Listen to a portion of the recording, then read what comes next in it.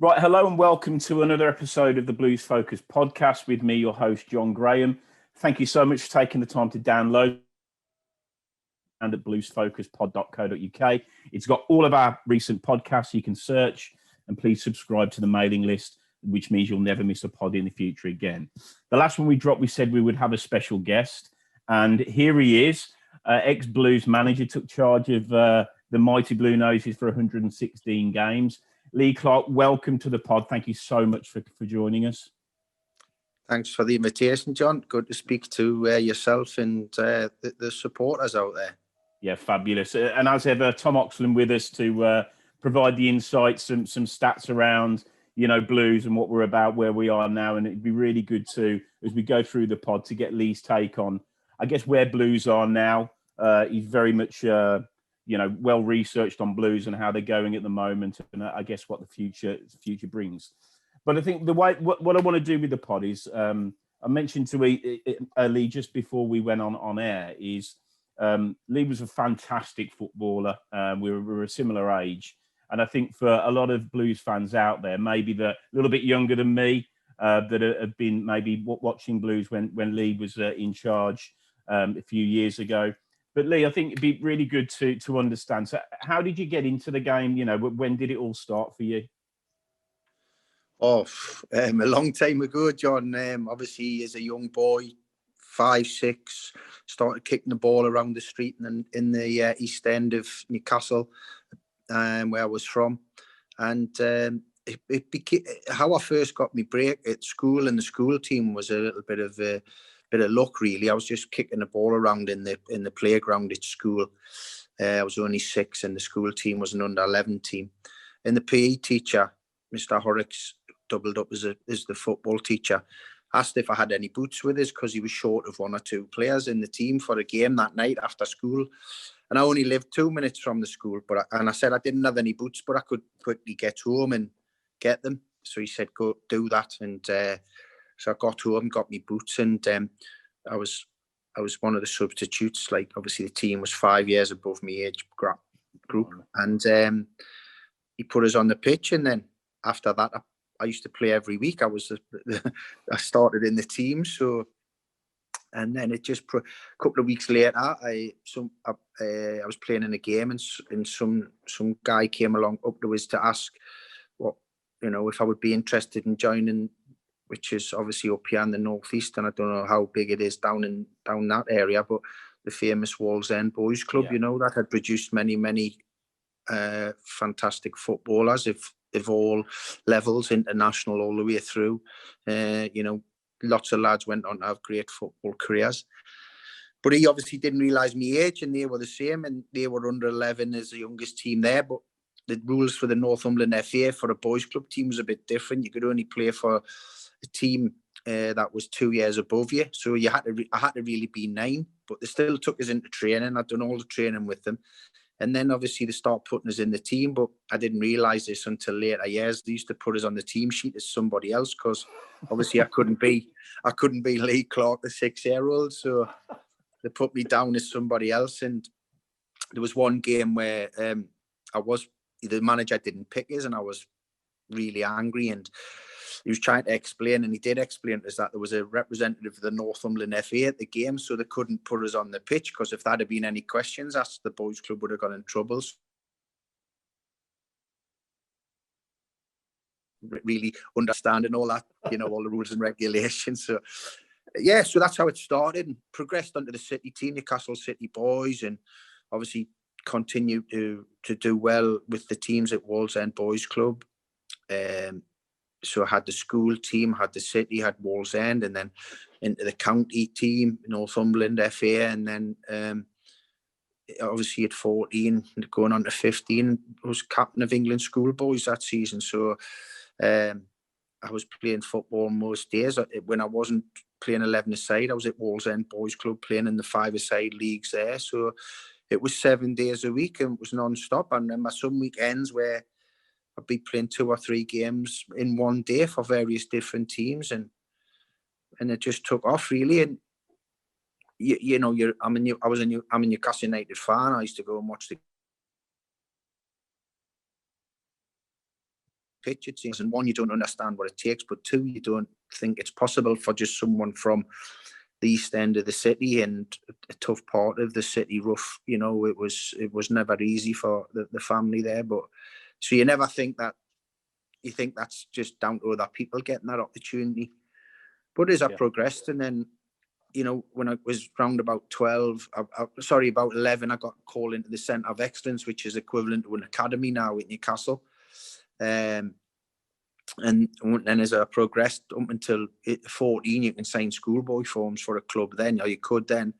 I was getting numerous offers from various different clubs to go down and visit and have a look at their facilities. But I was a Geordie, and the only thing I wanted to do was, you know, go to Newcastle United. So I had all that. And then as I left school, went to Newcastle as a YTS then it was. I don't know if it's back to an old Definitely school. isn't that now. Yeah, I think it'd be an old school apprenticeship now, is it? Back, I think I've seen that. So and then on my 17th birthday signed up my first professional contract, and later on that year made my debut in the first team as a 17-year-old. So at that point, I mean, and again, some people sort of listen to this probably won't appreciate at that time, Newcastle were a proper, you know, emerging force again in English football.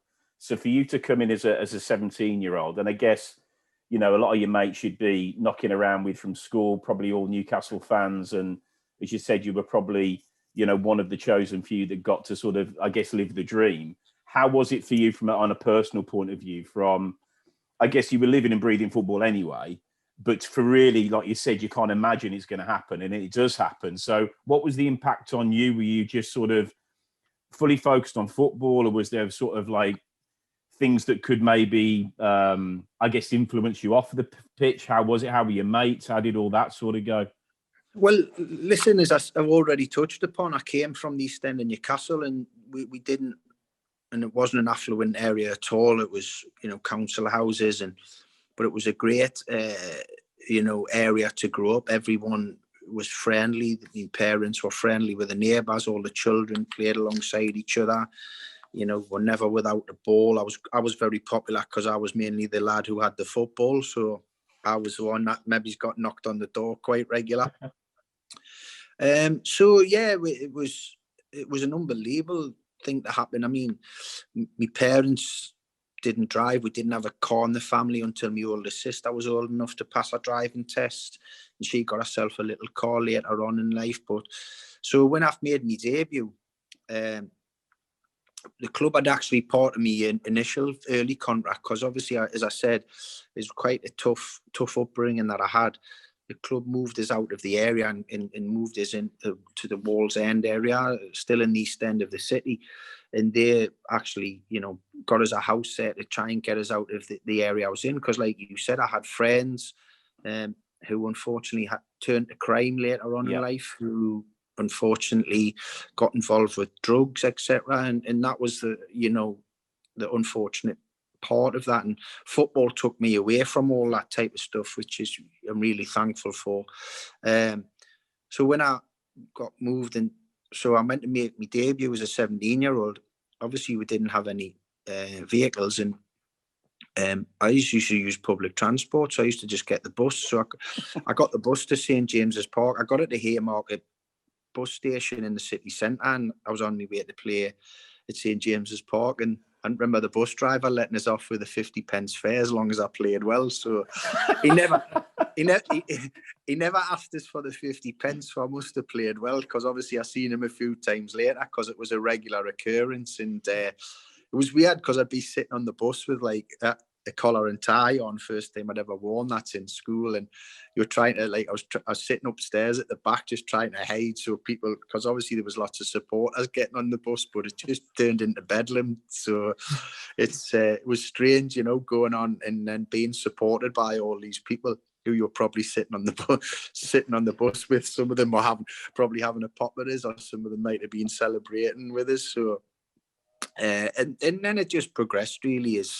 In that time, I was obviously, there was a few people who got Blues links. Obviously, Jim Smith was the manager who gave us my debut, and I was terrified of Jim. One of my jobs as a young player was making Jim's coffee in the morning, and Jim was partial to a cigar, so his office was, just completely just blocked out with cigar smoke, and I wasn't the best coffee maker in town, so I'm glad actually in a way, because he couldn't see it was me putting his coffee down. So when he come to drink it and I heard him effing and jeffing about the quality of the coffee, I was away and gone by then. So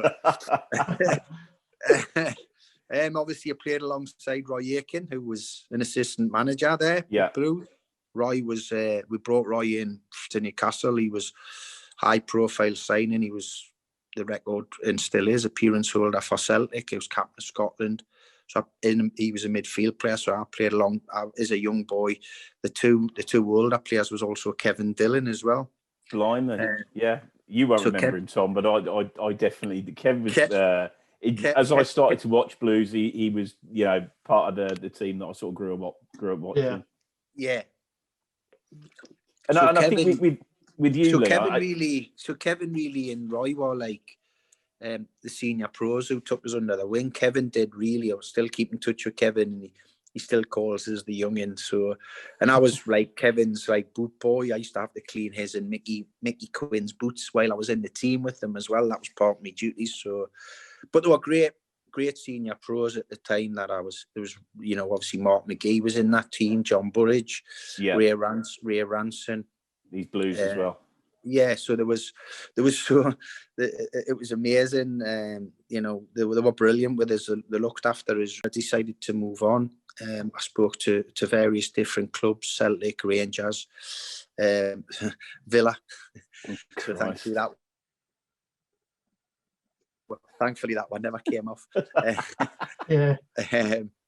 Derby, obviously Jim was manager of Derby County now in the Premier League, and here I was a more experienced player, and it was really exciting. I was really strongly pushing towards the Derby County one in the Premier League, and working for my old manager again, who set the tone by giving us me debut. So Manchester City under Frank Clark as well. So I had options, and then Sunderland was the last club I went to speak to, and I remember meeting Peter and saying that I'd only go in there out of respect.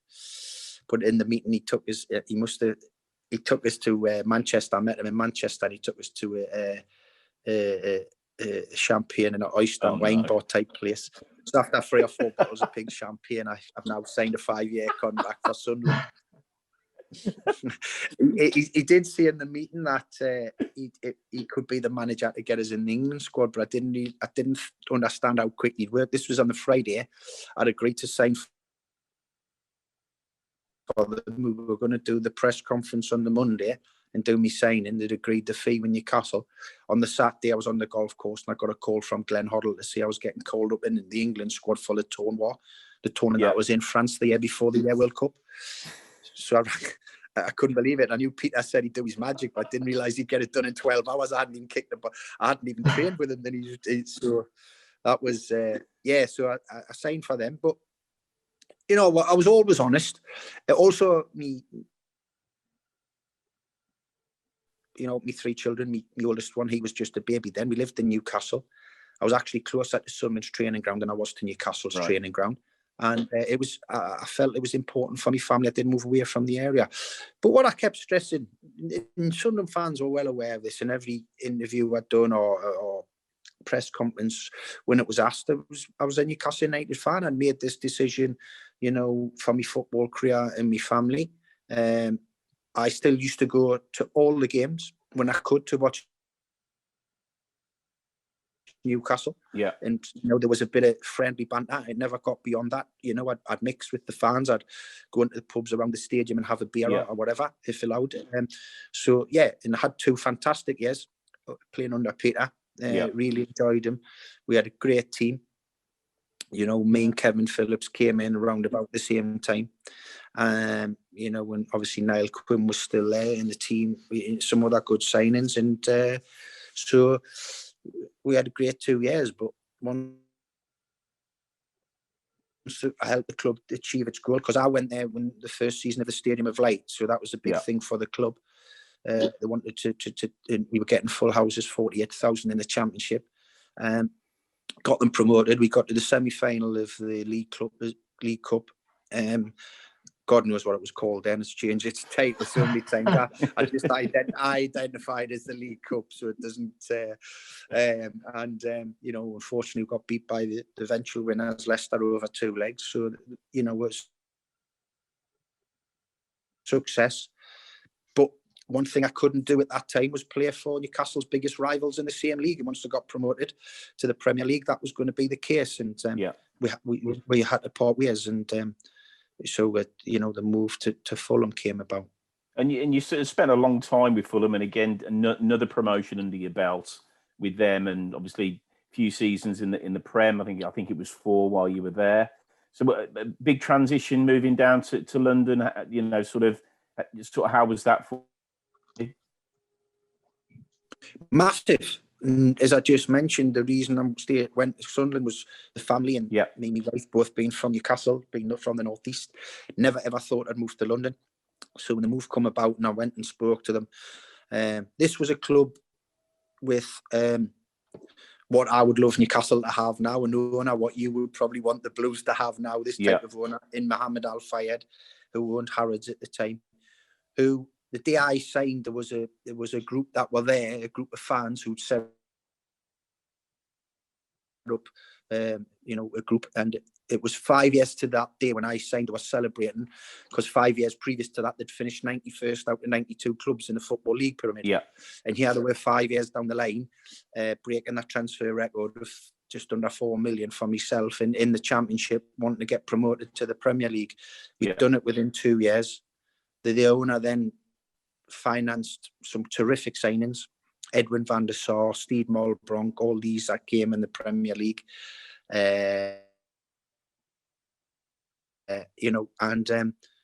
took the club to Europe for the first time. We competed in the, was it Europa League or still UEFA Cup? That was probably the UEFA Cup then, wasn't it?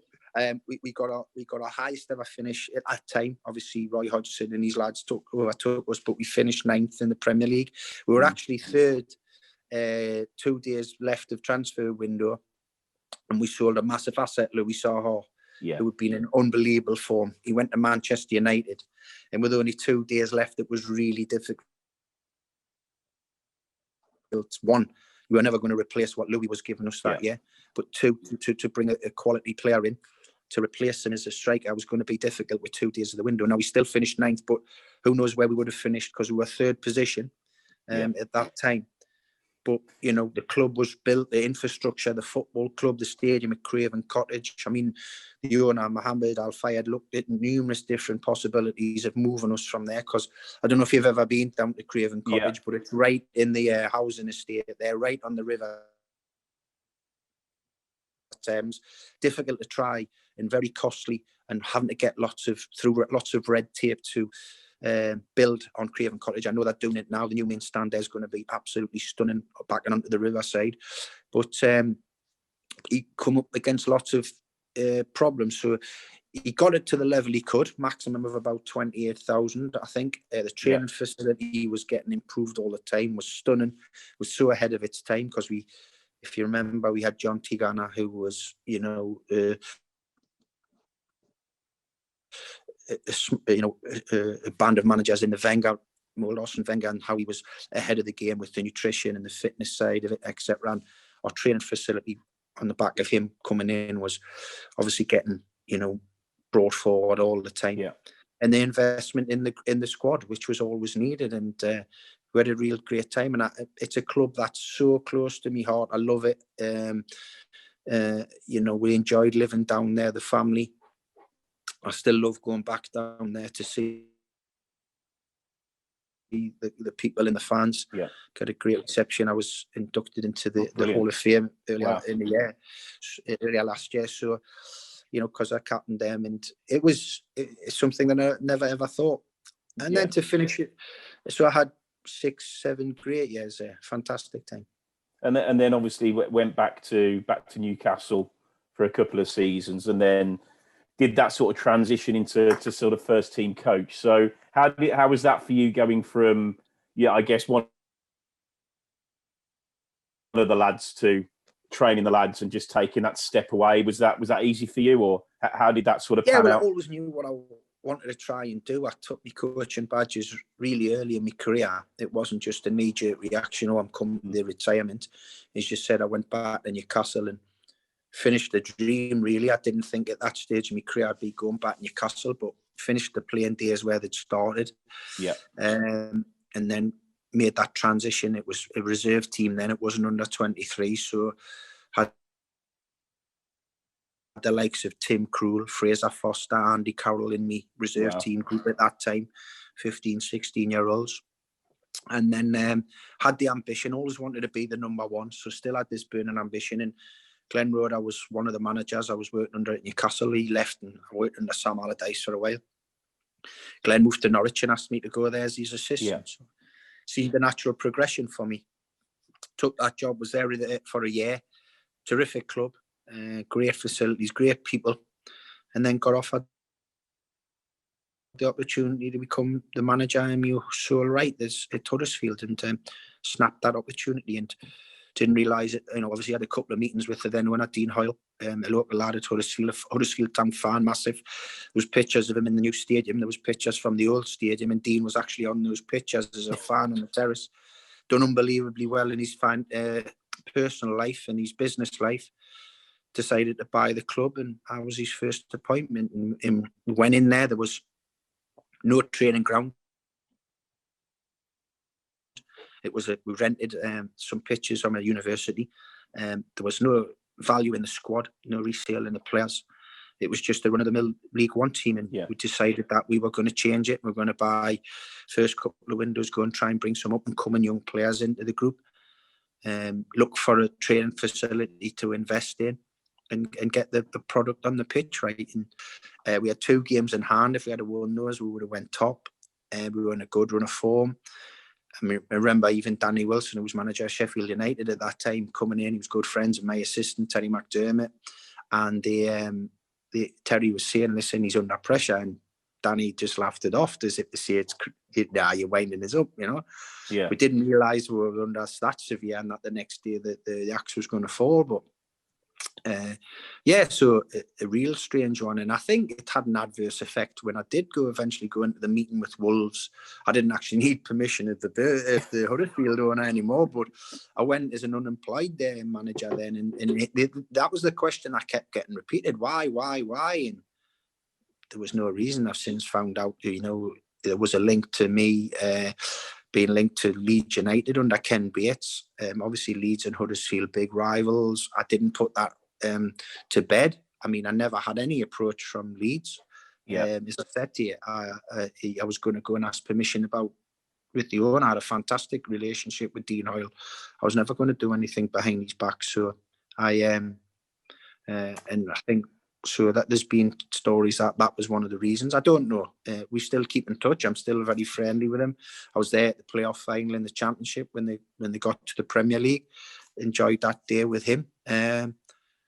So maybe it's had an adverse effect with the Wolves one, because they didn't decide on making a manager at the time, and they just stuck with Terry Connor. So and obviously, I think at that time, it sort of that sort of real out the blue, managers getting the sack where there doesn't seem to be any rhyme or reason. And what you say from a Birmingham point of view, because obviously when Gary Rowett got canned, which was just, I remember even now when I found out he got sacked, and you're just like, what is going on?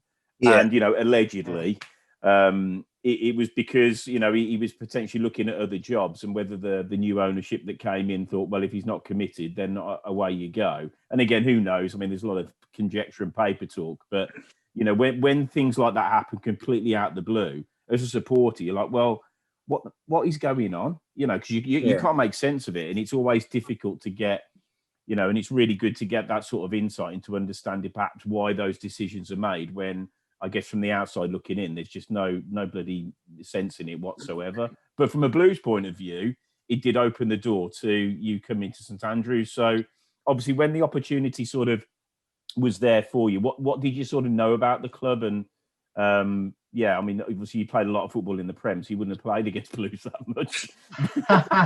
but what did you know about the club? What dealings did you have? I knew a little bit about it in terms of a good friend of mine was Stephen Carr, who I played with at Newcastle. Obviously, your captain in the Carling Cup, fantastic day. Ian McGuinness had been a club doctor there under Alex McLeish. Yeah. And Ian came and I worked with Ian at Newcastle. And I was good friends with Chris Houghton as well. And it was actually Chris put me forward for the job. But I don't know how. I keep saying this to Chris because we meet up in the summer and go abroad and have a few drinks together. And I keep saying, you never tell me, did you, how bad things were when you jumped ship and went to Norwich and put me in the hot seat. You'd had all the money, got them to promotion, had that good little spell in Europa League, and just got them to the playoffs. And here I was every time I turned round, there was a new fire to put out. I make him feel guilty, so he buys us the drinks all night. So, I mean, when you came in, I mean, did you get the feeling that, as you say, Chris had done a really good job?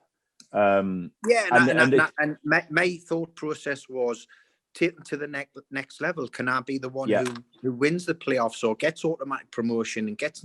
This was a chance for me as a British manager, which we were always getting overlooked, to get Premier League jobs, and the only way we're probably going to get to the Premier League was to take a club up to the Premier League. So this was a fantastic opportunity for me. I knew about the football club, the potential, the size of it, the history of it, the fan base was brilliant. So really excited. The training facility at Wast Hill, terrific. The stadium, St Andrews, top draw. So all ticked every box. So when I was having the meetings and then I got the chance to be offered the job, I thought, great, the potential, the type of players that would earmark to go after to strengthen the team. And then obviously signed the contract, and then within a couple of weeks before the season even started, the cracks started appearing of, Carson, getting put under house arrest, and, the funds being frozen, and going into transfer embargoes, and me not having any really links to or dealings with Peter Panu and Carson Young. I was dealing with the likes of Julia Shelton, etc. at the football club, and they were brilliant. Yeah. They were class. The administration team back at St Andrews were fantastic. The way they tried to handle things. I mean, they stopped the club going under so many times, and how they done it, how they pacified the FA, etc., and the powers that be above us, the administration team, how they done it at times was unbelievable. But it obviously caused a problem for myself in terms of I didn't know when we were under a transfer embargo. I didn't know when we weren't. I didn't know what I had to do to try and stop us being under embargo. It was working on a day-to-day basis. If I went to them and says we had an opportunity to get a player off the books, what was the possibility, and what could I do to bring a replacement in?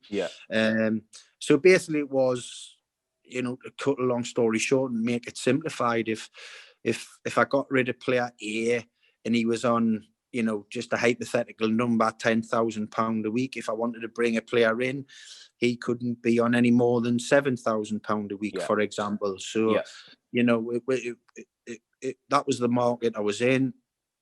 If there was any cash offers being put forward to the club for players, no matter what, they were always being scrutinised and more likely accepted. I'll always say, and I'll keep saying this, that we didn't get the market value for Jack Butland or Nathan Redmond. They went for far cheaper than we should have went for. It was desperation stage. It was to cover costs and probably pay wages for one window to the next. I always had the issue of trying to offload Ziggy. And it wasn't the case, me, for whatever reason, people think there was a conflict of a relationship between us because of the time I went public with when I was disappointed in his training, and that was built up over a matter of months. There wasn't. I got on great with him. We had a good relationship. We understood each other. We were really honest. You know, the funny thing is, when he used to come and see us and he sat down, I had to stand up, so we were on the same height level. That's brilliant. You know, but why and this, I got this because I was a player myself. One, you know, you think he signed a contract that was put in front of him. Why are you going to turn down your life going to be secured for the rest of how long you live, your family's security? Because people don't think about what they're doing above, you know, and who we're dealing with this. No relegation clauses, whatever. Or that wasn't the player's fault. He did love playing for Birmingham City. He loved the area. And so it was going to be difficult. The move had to be always in Ziggy's favour in terms of everything. And there was only, he didn't want to go because, you know, the figures that were in that Ziggy was earning, there was only certain clubs around the world, Middle East, China, whatever, Russia. And he wasn't interested in those countries. He didn't want to go and live in those countries. It didn't matter what amount of money was put in front of him. There was only one possibility, and that was probably going back to Spain. We did have one where we thought we had a deal done for him to a club, but he didn't want to do it. He wanted to stay, and we had to accept that. And so we had to raise funds in other ways. And the good young players we had at the time, which I was, you know, obviously forced to give a lot of them, and well, not forced, but the position we're in, give a lot of them their debuts from the academy, and they were the ones that kept us going. I enjoyed working with young players, and those lads came in, a lot of them local lads. They had the fight and spirit. Sometimes they were naive and they couldn't sustain the quality that was required over a long period, but they could do it in flashes. They were terrific, and you know, I'll always say they kept the club in the championship, what they've done over numerous games. And obviously we weren't in a market to only two players I paid money for. One was David Davis, because we obviously got, you know, this was the night before the season was starting when I got called to a meeting by Panos Pavlakis to say they'd accepted a bid for Tom Adeyemi. Tom was a player brought to the club on a free. I knew from my time at Norwich, and within one season we'd made an unbelievable profit on him, but he was going to be a mainstay of the team. He'd been really good for us.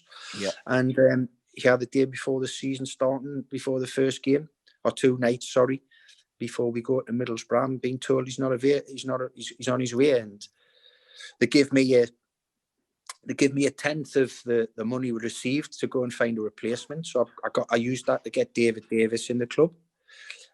Brought David in, a smaller version of Tom, lots of similar assets, but obviously didn't have the physical presence, but, you know, just moved on, but served the club really well. And obviously the other person I paid a little bit of money for, and that was the saviour at the Reebok that day, was Paul Caddis. So so that, you know, the other times it was loan market or it was free transfers. And you know, certainly in my last summer transfer window, the likes of Clayton Donaldson and Mark Duffy and various other players, they came to Birmingham for far less money than was being offered elsewhere. I got them to Wast Hills. I showed them the training facility. We put footage. We give them a couple of 20-minute footage of the club, the support, the atmosphere that was generated at St Andrews, the city itself. Someone tried to sell the club that way. We had to think of other ways because we couldn't compete. We had a bottom three. Ultimately, we had a bottom 3 championship budget, and we had to find other ways of trying to get players there. And thankfully, the 3 main things: the stadium, the training ground, and the fan base, attracted a lot of those players when they could have went elsewhere. Tom, what's your sort of memory from I guess the tenure of Lee? What do you remember, and what any questions that you want to put to Lee? Well, see, this is quite big for me because I actually got my first season ticket when you were manager at Blues. Right. The season we had the Paul Caddis saviour season, and it was. I mean, this obviously my granddad always tell me the financial side of it because at the time I wasn't too in touch with social media, and I, like you said about Adeyemi, I remember the Zapay when we had the Zapego shirts that season after Yeah, that one. Adeyemi was supposed to be captain, I believe. yeah. Yeah, and obviously it was quite big for him because he was young at the time. And then obviously he's gone, so we got no captain for the next day. So yeah, I remember that. But no, that particular 13-14 season, obviously, where stayed up on the last day was brilliant.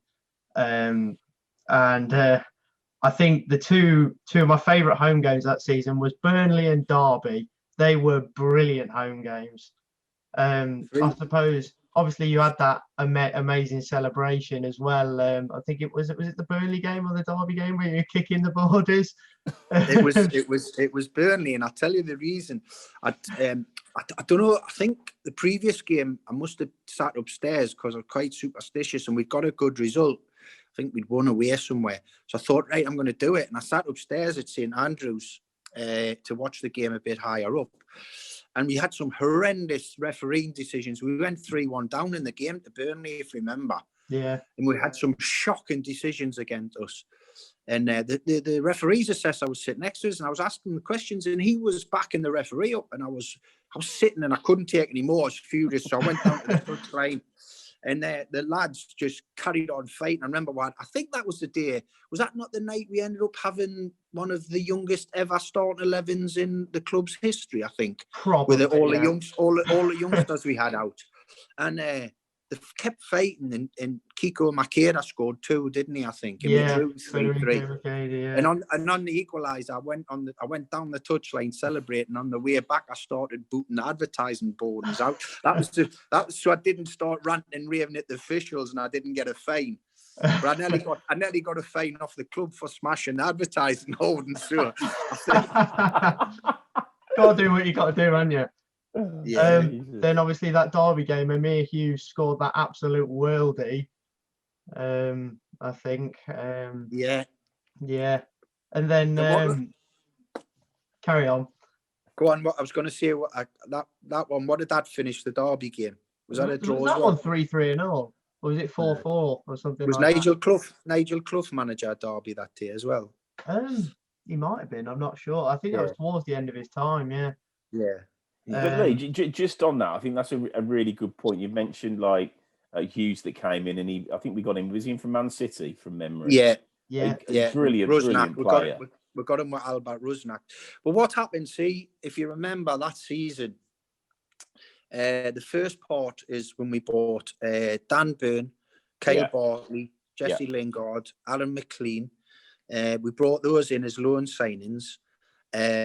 I had David Murphy for 2 games. I had Stephen for none. I mean, I talk about Stephen, he's my pal. Him and David Murphy were probably the 2 best fullbacks in the championship. Yeah. And under my tenure, Stephen never played. You know, he would have been, obviously, he was the captain of the club. He was the leader. Far too good for that level of football. I never had him for 1 league game.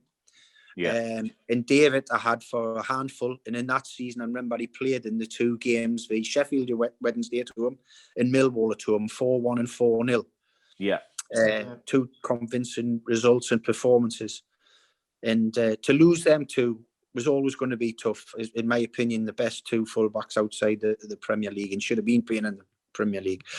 But then obviously we had Jesse, we had Dan and Kyle. When Dan and Kyle were complementing each other left and right footed, so we had good balance. Jesse obviously came in and was outstanding. Aaron was good backup for our strikers.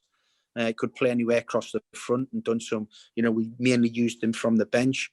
And if you remember, I think between Christmas and New Year, it might have been New Year's Day, we drew it home to Barnsley, and I think we'd gone 10 games unbeaten. We had 5 draws and 5 wins in that period. And we're just on the fringes of the playoffs. And I was sitting at home after the Barnsley game at St Andrews, and Julia rang us up and said she took phone calls from all the clubs, and they were recalling all the loan players. So in one fell swoop, I'd lost Jesse, I'd lost Dan, and I'd lost Kyle and Aaron, and they all get. So what I had to do is just these were starting players as well, these loan lads. They weren't just squad players. I had to go back into the loan market and try and find the equivalent of those players in the loan market in a short period of time to try and keep us on the fringes, and if not to get into the playoffs, which would have been an unbelievable achievement to start with. And the second batch of players just didn't have the same impact. Yeah, they didn't have the same impact as the first. And you know, it as you say, Emir was a terrific talent. You know, in and out in terms of, because I think it might have been his first loan, which is always difficult. Yeah. And you know, some games he looked fantastic, other times the game passed him by. And you know, but a real good player. And these new loan signings didn't make the impact of the first group. Yeah. And you're always taking that chance, because sometimes, as I said, Albert Rusnak, I think it was his first time as a loan signing in England. So you know, that's the risk you take. And some of the Man U boys didn't hit it off the way I'd hoped as well. So the second batch of loans, unfortunately, didn't produce what the first batch had. Well, I mean, like you say, you talk about that first batch. You look at where they are now; they're all playing Premier League football. So that just shows how good that first batch of loans really were. And obviously, the second batch didn't work out as well. I think that showed in results.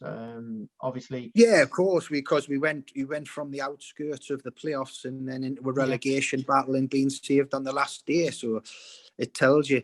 Jordan Ibe come in, played a big part. Yeah. You know, yeah. So we had. I think overall, in terms of the signings and the market that we're in, I'd probably say that the positives outweigh the negatives. You're always going to get some wrong because of the market you're dealing in. I'd lost some great young players that I didn't want to, you know. Yeah. I wanted to build a team around Jack Bolton and Nathan Redmond. I didn't want them to be being sold to keep the club going.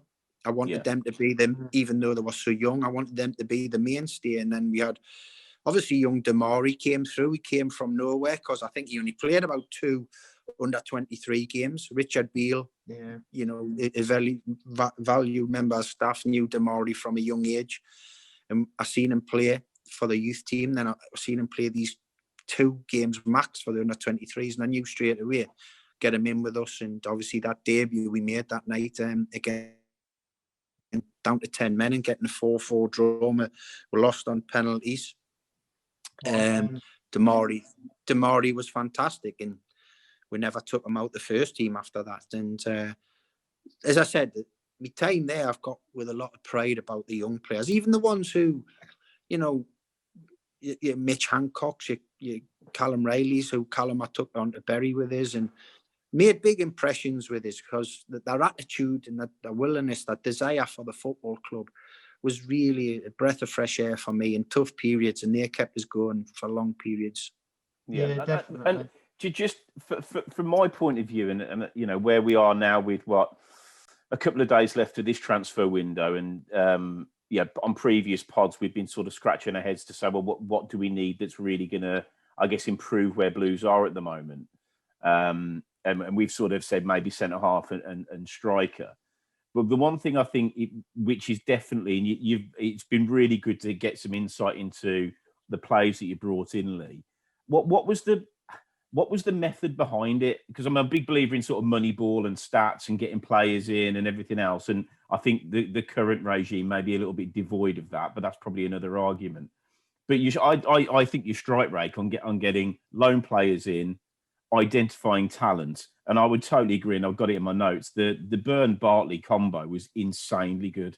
And I was there every week watching that, thinking, just how has this happened? Because Burns was 6'7", 8", wonder the left peg, you know, a really, really good footballer. And Bartley's an old school blue centre half, and we've been crying out for it for years. And we're like, right, we've cracked it. So how do you go about identifying that? Is there something that a science? Is it your backroom staff? Is it you? What was it? Oh, it was me and the backroom staff. I had a great chief scout in Malcolm Crosby, and who worked numerous hours, he had a backup team. I was a manager who was out watching games all the time. It's various different clubs. And when I was the Blues manager, at various levels, I went to non-league matches at all levels. Regular visitor to Leamington in the National League North, and went to National League games, watching under 23 games, reserve teams, finding out about players. I knew Dan from his time at Darlington, from up here in the northeast. So before he got the move, so and obviously knew about players and continually. I think I'd got the reputation as well of being good with young players. So if there was someone new on the horizon, their agents would come on to me because they knew that they were looking for a loan move, and they knew that I was good with young players. Or another manager, I had great relationships with Brendan at Liverpool at the time, with David Moyes at Manchester United. I dealt really well with Sir Alex Ferguson. Before that, I had Danny Drinkwater with us at Huddersfield. So, I had a good reputation with those clubs. Arsene Wenger with Benny Kofobi at Arsenal. All the big clubs I'd taken players from, and things had worked out well. Even with the ones that didn't particularly have good periods, I still looked after them well, and it was a good part of their learning curve, because that's what I was basically doing for these big clubs. I was helping their young players, and I was helping these clubs to develop their young players for them. That's what you've got to understand that you're doing. So, and just basically watching numerous amount of games. I stayed around at the training ground for hours on end, watching footage of players that I couldn't get to see myself physically. So yeah, that was the criteria, and it was that was sometimes the frustrating thing, because obviously I didn't know which market I was in at times in the transfer window. I didn't know whether I was going to have any money to spend, because no one was telling us. No one was informing Julia at the football club who could pass the message on to me if there was any funds available. I mean, I'll give you an example of what I was dealing with, and this is quite in depth, and this is quite behind the scenes, so this isn't really common knowledge, but I through me link through Malcolm Crosby, we got a real good strong link with Swansea City, because Malcolm knew the chief scout there. They would work together at Middlesbrough, and they were on the verge of signing a young player from Crewe, but they knew he was in Swansea were Premier League then, and they knew he wasn't ready to go straight into their Premier League team, but they knew he was good enough for the Championship. So when they mentioned this player, who was Ashley Westwood, we knew we would take him. We knew he was really good enough to be playing in the Championship. And Swansea were going to pay a lot of money for him, give him a big salary. We were going to be able to get him for £5,000 a week towards his wages. Yeah. The day before, I took a call from Peter Panu, who was with Carson, and I'd asked him, I'd put Ashley Westwood into the equation, and we'll need to talk. We need to have a chat. So they come back to me and said, listen, there's no funds. So there wasn't 5,000 a week in the pot to take Westwood, unfortunately. So we couldn't go ahead with that one. About an hour later, I takes a call from Peter again to ask if I'd be interested in Aurelien Gomez and Jermaine Jenas from Tottenham, who would cost us in the region of the combined in what we would have to pay towards their salary, about 30 grand a week.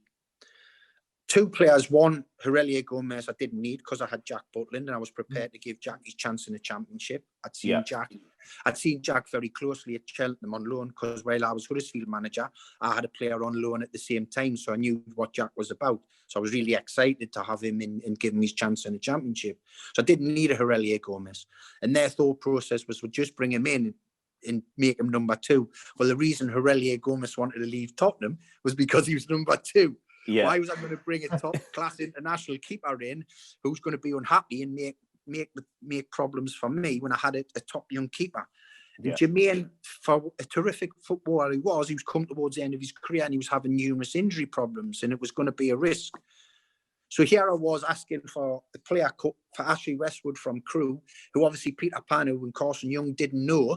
So they weren't prepared to sanction the £5,000 a week that was going to cost us to loan him from Swansea for the season, but they were prepared to give us £30,000 a week to give us two so-called players that they knew, in Jermaine Jenas and Ray. And that was the type of scenario I was coming up on a regular basis, you know. Yeah. So these were the things that at times you kind of tell the fans these. You can't. Unfortunately, I kind of come out because it causes turmoil. It puts my position in jeopardy. I didn't want to lose me job over that type of scenario. I had to deal with that in-house. You know, usually on a Friday, my PA at the club, Rita, she would get a fax from Carson, the team he wanted me to pick for the Saturday. Well, that sharp got shredded and put in the bin on a regular. That got put in the bin within 2 minutes. I didn't even used to look at the 11. So this is what you're having to deal with. It was obviously madness, man. It was madness. It's a shame because I tell you what, I know, you know, there was a lot of issues and, you know, people didn't think I'd done particularly well there. But there's lots of things to mitigate why. You know, there was I believe I put lots of good practices into place. I had great ideas that couldn't always get brought to fruition. And what I had to deal with, you know, was where the club was, unfortunately. I didn't want to dampen the fans' expectation. They were brilliant, the fans. I understood their frustration at times. You know, that there was never any problem with that for me. I totally understood that. I just wish, you know, I was in a position to give them more information than I could at the time. Yeah. So just, I mean, we'll move forward, but a couple of things from, I guess, from my time watching them. How the hell did you get Ravel Morrison over the line? Because if you've got to justify every penny, geez. I mean, but I mean, he was absolutely tremendous for us. So, I mean, fair play to you because you've got more out of him than probably how many 16 managers that he's been through. So what happened there? You know, I mean, great player. Oh, what a talent. The most gifted footballer I've ever had. Really? But, you know, too many issues that got in the background, too much baggage, didn't allow him to become, you know, Sir Alex Ferguson has been quoted as saying the best, and this is some statement, by the way, the best ever player to come through Manchester United's academy. Yeah. That is some statement when you think of some of the players that have come through there. Yeah, well, I want to give it world-class careers. Give a shout out to one of our guys that's sort of desperate to ask the question about what you thought about whether Morrison fulfilled his potential, and that was from Cy Cotters on our Instagram channel. So I guess you feel that he probably didn't fulfill his potential then. He could have been whatever. I tell him one day, you're the modern day Gaza. He said, "Boss, who's Gaza?" I said, "Paul Gascoigne." He said, "Who's Paul Gascoigne?" No. I knew I was dealing with someone different. Christ almighty. I'm a good 10 years younger than that bloke, and I've known who Gaza is since I was down here. Yeah, I mean, you do you know Gaza, Lee? Yeah, very well, Yeah. And that's why I made the comparison, because he was the first one since Gaza as a central midfield player who had the pace of a winger, who could go past people. I don't know if you can remember the time we were without strikers with injury and suspension, and I played Ravel and Nathan Redmond as me two strikers. I didn't actually play them as main up top strikers. It was what's called in the modern day football false number nines. And we went to Leeds. We went to Leeds, and they were magnificent. Leeds back four didn't know how to handle the two of them because they were coming off deep into little pockets and they were playing 1-2s, and they had all this trickery in that harmony between the two of them. If there had been natural finishers, the games they played in, we would have won comfortably 4s and 5s. And actually, when the strikers came back fit, I was toying with the prospect of leaving Rav and Nathan up as the two, because their performances were superb for us. The only thing they didn't have in that armoury was the natural instinct of a striker getting in on the end of crosses in the 6-yard box or the finishing. But the general play made us a much better team. We played such terrific football. One, because they knew the players knew we couldn't just lump it up in the air and play a long ball. We had to get it into their feet. But because of their movement and the speed of their minds, I think they played about 3 or 4 games together. They were brilliant. I mean, that night at Crystal Palace, when the team, the year Palace got promoted, and we went to Selhurst and won 4-1. They were phenomenal, them two, that night. Yeah, I actually mentioned that game to you the other day, didn't I, John? When I was saying it was before the Middlesbrough game, I was saying I'm praying for a Crystal Palace away-esque performance. But yeah, no, I think a lot of Blues fans remember that Crystal Palace away game. What a game that was! And talking about games that we all remember, obviously the famous one, and I did actually watch the highlights before we sort of got online today, and obviously that's the Bolton game. So yeah, I mean, very quickly where I was. So I was due to be best man for a good friend of mine, and he's a massive Villa fan. So I had the suit fitting on that day. So I'm literally parked 2 streets down from him with 5 minutes to go, thinking, if we don't get this equaliser, I ain't going.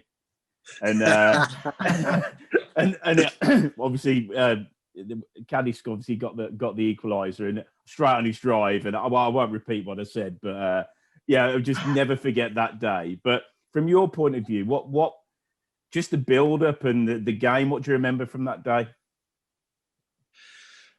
It was weird. I'll tell you why. So when you're away from home, it's horrible before the game because it's home and the team goes out to warm up and the coaches are doing their bits and pieces and you've done all you can do before you give them that last motivational bit before kick-off. You've got your own office, you can go in there and relax, watch a bit of TV. But when away from home, you're stuck in the dressing room. So the players have gone out to warm up. I contacted my wife and kids just to say, listen, you know, obviously the game, massive game for us today. I just want to thank you for your support and, you know, being there for us and backing us. And we're going to get a result. I had this feeling that we're going to get a result and we're going to come out of it. Spoke to the players. And then even when we went 2-0 down, I remember I brought Malcolm Crosby into the coaching setup for the last few games for his experience to give us a bit of a hand. And I said to Malcolm, we're 2-0 down. I think it was about 18, 19 minutes ago. I said, we're going to get a result here. This is going to happen. And he must have thought, he's crackers, this fella. He's absolute crackers. And I just felt so relaxed. We played particularly good in the game. We gave them 2 chances. We were 2-0 down, which we didn't deserve to be. I couldn't influence what was happening, at Doncaster's game. And I just felt we were going to get a result, and I didn't realise how it was going to pan out. 96 minutes, the smallest man on the pitch scoring a Zigic-like header. But it was such a relief, and the relief for me wasn't for myself personally; it was for the fans. The numbers that turned out was phenomenal, but something that I didn't take for granted, but I expected because the support was brilliant. But also the biggest thing for me was, if the club had went down, the financial situation it was in, and also what happens when that happens. The good people at the football club who work for the club, who are mainly supporters behind the scenes, who are blue noses, they're the first ones to lose their jobs, and I didn't want that predicament on my watch. So yeah, that was the relief by the run down the touchline, the celebrations. We'll stick with this forever because the relief, the emotional relief, the physical relief. I mean, people said to us, I bet you celebrated till the early hours that night. And I got home back to Knoll, and I went for a meal with a family to the local pub, and hadn't even got through the start of the meal and asked if we could go home. I was just physically and mentally drained. What turned out to be a terrific day. One shouldn't have been in that predicament to start with, but we were. And if you're going to write a story, if you had to put it that way, people would never have believed it, would. The 96th minute, you need a goal because the other game's finished. The smallest player on the pitch will score a header. So it was never ever tell me that the impossible cannot happen in football, because that did that day. No, definitely. Absolutely. Just quickly and then, on that, actually. Sorry, Tom, go ahead. Cheers.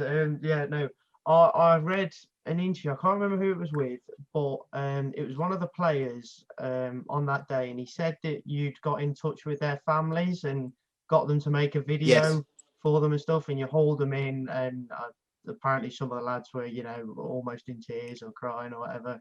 Well, they were, yeah. I mean, I was a manager who was always thinking of getting that fine margin, and you get to the stage sometimes and you think, well,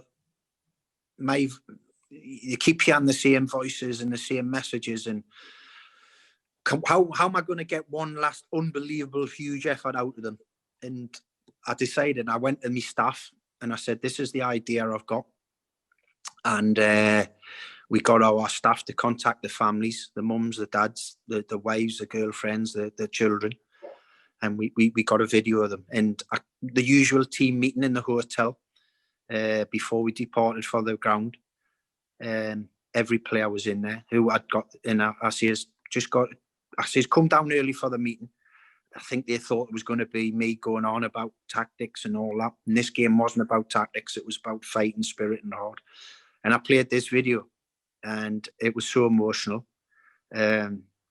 for me as well, because I'd purposely never watched the what our analyst guys had put together. I didn't want to watch it. I wanted to watch it with the players. And the hairs on the back of my neck stood up, the emotional, the pumping of the heart. And I could see the lads, they had tears in their eyes. And the message from everyone was they were proud of their sons, their husbands, their dads, who were the players. Just go and give it one final effort. And whether it worked, because we got the result. Yeah. And it was one of them team talks without being a team talk that they'll stay with us forever. Yeah. 100%. And just sort of bringing it to sort of a close. I mean, it's been really fantastic to get so many sort of, I think, nuggets from behind the scene, and massively appreciate the time you've taken. What obviously, as I said before, you know, everything comes to an end. I mean, from what you've said, obviously, when you sort of parted ways with Blues, was there a bit of a sigh of relief? I mean, what were your feelings? Because, you know, trying to do a job maybe. I probably thought about that in the couple of days after, but no, I'm not ashamed to say I was emotional. I cried when Julia and Joanne Alsop, two cracking girls from behind the scenes, who gave us the utmost support, and they handed us the letter to say my time was coming to an end. I shed a tear. Yeah. Even though it was a tough period, and there was a little bit of stick flying about towards us, I never held at it. You know, I understood the reasons. I loved that. I loved managing that football club. I wanted to be the manager when everything was on a level playing field to me competitors. And I believe I could have been successful. Understood it wasn't to be the case. You know, there's been examples of that since my departure as well. And you know, it was tough. Obviously, it does take a strain on you, because it consumes you 24/7. It was the only time during my managerial career my family moved with us. They loved it. My two youngest children went to school there, and my wife loved the area. We did. And you know, the club in its thought process, as I mentioned, the British set up, Julia and Joanne and all them people, they kept believing. They had a Premier League mindset. Unfortunately, we're a Championship club that, you know, the ownership, it ran the club in an awful way, and it didn't work out. Yeah. I think from my point of view, you know, from Blues is I think you probably hear it from every fan's got a story, and every club has got its own identity. But purely from a Blues point of view, you know, you put a lot of time and commitment into the club, and I think, you know, every Blue knows to say, you know, fair play to you in really tough circumstances for doing. Oh, listen, I made mistakes, and I'll accept that. If I had me time over, I'd do some things different without a doubt. But I couldn't have given any more time or work or thought about that club, you know, anymore. It was always in my heart. It's you know, it's probably it's the biggest regret in my career that I couldn't, because I knew the club was huge. I loved everything about it, and not one day did I not want to go into the club. You know, even after tough results, the people there behind the scenes, terrific. The backing I had, it was. I'm proud to be being associated with the football club. I'm proud to have been the manager of them. Just wish it had been, as I said, under different circumstances, and I could have delivered what the fans deserve, and they deserve to be in the Premier League. The club deserves it. Has the infrastructure of a Premier League club. It's been just floating around the Championship for too long, and the sooner it gets there, the better. I think, despite, you know, you didn't get the success you wanted in the end, or the circumstances weren't different, I think no matter what, you will always have a legend status among Blues fans for many, many years to come, I'm sure. And that's great to hear. That's always something that I think, you know, despite it wasn't how you wanted it, it's still something to be proud of. And like you say, you're a very passionate man, and you're definitely probably one of the most passionate Blues managers we've ever seen, really. And everyone I think I was quicker than Barry Fry running down the lane, wasn't I? please don't say Barry was quicker than us. I've always got told I wasn't very quick as a player, but if you're telling us Barry Fry was quicker, I will be gutted. You were faster than some of the players on the pitch. Hey guys, listen, I've got to go now. Yeah. I just realised I've got to pick my son up from work. Lee, thank you. Stand on the building site. Great to hear from you. Yeah, thanks so much, Lee. Cheers, Lee. Good luck to all the Blue Noses. Keep right on. Yeah, thanks a lot. You too, mate. Cheers. Right, well, that was Lee Clark. Fantastic insight into what was quite a turbulent period at St Andrews. So, I hope you enjoy it. We'll be back soon with a what happens sort of over the next few games at St Andrews, and the more interviews coming up. So thanks for taking the time. This is goodbye from me and Tom, and see you soon.